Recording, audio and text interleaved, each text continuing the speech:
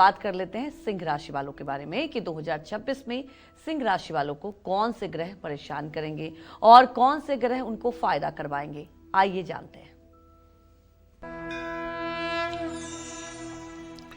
देखिए, ऐसा है कि सिंह राशि में इस समय एक तो केतु की स्थिति चल ही रही है, आपको पता है।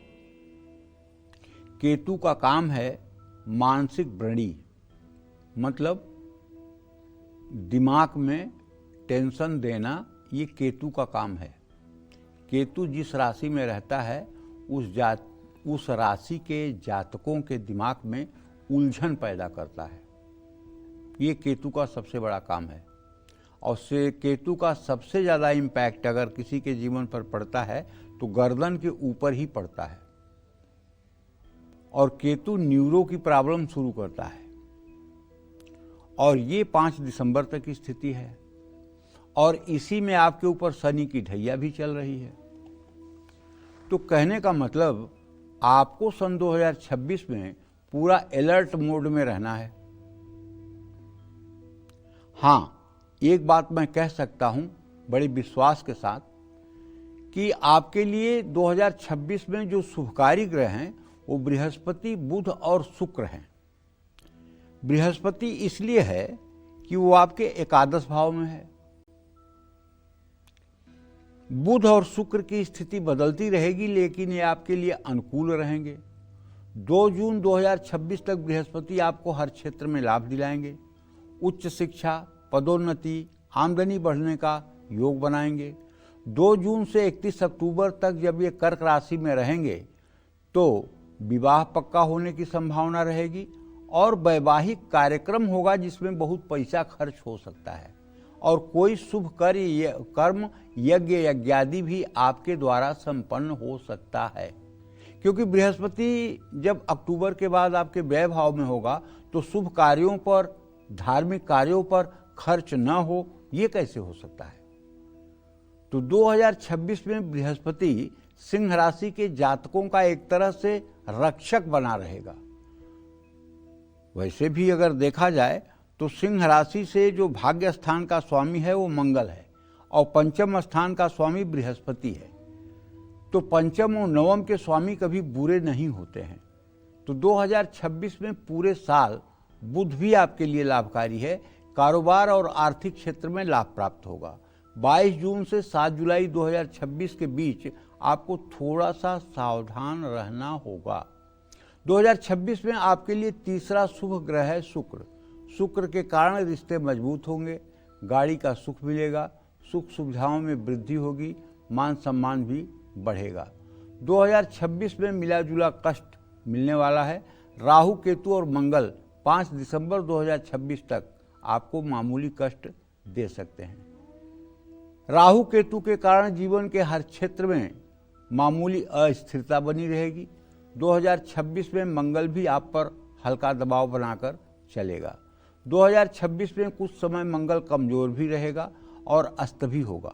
ऐसे में यात्रा में सतर्क रहें, चोट चपेट लगने की, दुर्घटना होने की संभावना है। मंगल अशुभ होने पर जोखिम भरे काम ना करें। 2026 में सिंह राशि वालों के लिए चुनौतीपूर्ण ग्रह रहने वाले हैं शनि, सूर्य, चंद्रमा और राहु और केतु। शनि आपके लिए बहुत चुनौतीपूर्ण रहने वाला है। आप पर शनि की ढैया भी है। सेहत में उतार चढ़ाव आएंगे, मेहनत का फल नहीं मिलेगा, रुकावटें आएंगी, अचानक खर्चे होंगे, बचत करने में मुश्किल होगी। 2026 में सूर्य, चंद्रमा, राहु और केतु के प्रभाव से आपका तनाव बढ़ेगा। लेकिन यदि आप प्रतिज्ञा कर लेंगे कि मैं कर्ज मुक्त होऊंगा और ये रोज संकल्प आप सुबह उठ करके दोहराएंगे कि मुझे इस साल कर्ज मुक्त होना है, तो विश्वास करिए ऐसा भी चमत्कार होगा आपके जीवन में बुध के कारण कि आप कर्ज मुक्त भी हो जाएंगे, चाहे जितना बड़ा कर्ज आपके ऊपर होगा। आप जरूरत से ज़्यादा भावुक न हो। नींद आने में थोड़ी सी दिक्कत हो सकती है, चिंता बढ़ सकती है, थकान बनी रहेगी। आप इन ग्रहों के कारण आत्मसम्मान के लिए लड़ाई भी लड़ सकते हैं। आपका गुस्सा बढ़ेगा जो मुश्किलों को और बढ़ाएगा। तो मैं कहना ये चाहता हूँ कि देखिए, वैसे तो चाहे मैं जो उपाय बता दूँ, लेकिन उपाय वो बताऊँ जिसका असर आपके जीवन पर पड़े। आप प्रातःकाल अगर सिंह राशि के हैं, आप चाहे स्त्री हैं या पुरुष, लड़का है या लड़की, सूर्योदय के समय उठ जाइए प्यारे, और नहा करके 1 लोटा जल लेकर के 3 बार में सूर्य को अर्घ दीजिए। और अर्घ देने के बाद सीधे अपने पूजा स्थान में आइए, एक घी या तिल के तेल का दिया जलाइए और माता गायत्री का ध्यान करते हुए रुद्राक्ष की माला पर 3 माला गायत्री मंत्र का जप करिए। ओम भूर्भुवः स्वः तत्सवितुर्वरेण्यं भर्गो देवस्य धीमहि धियो यो नः प्रचोदयात्।